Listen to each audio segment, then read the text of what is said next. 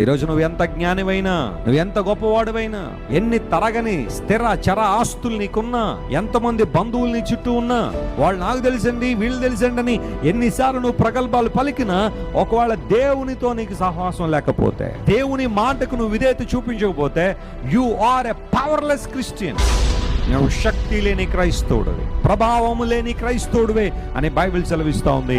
ఇశ్రాయేల్ నుంచి ప్రభావం వెడలిపోవడానికి కారణం వారి యొక్క అవిధేయత, వారి మూర్ఖత్వం, వారి దుష్టత్వమే. ఒకవేళ ఇంతవరకు నీ జీవితాన్ని నీ ఇష్టానుసారం నడిపించి, నీ చిత్త ప్రకారం తీసుకుని వెళ్ళి పొందకూడని కష్టాలు, ఇబ్బందులు, వేదనలు, నిట్టూర్పును అనుభవించావేమో, దేవుని వైపు నువ్వు తిరగలిగితే, ప్రభువా ఇంతకాలం నా ఇష్టానుసారం జీవించి, నా సొంత అభిప్రాయాలను బట్టి జీవించి నష్టపోయాను, కానీ today I would like to turn to you lord, నీ వైపు నేను తిరుగుతున్నానయ్యా అనే ప్రభు వైపు నువ్వు తిరగలిగితే, దేవుడు మరలా ప్రభావాన్ని మనందరికీ ఇవ్వడానికి ఆయన ఇష్టపడుతున్నాడు. నమ్మిన వారు దేవుని స్తోత్రం చెప్పండి. హల్లెలూయా.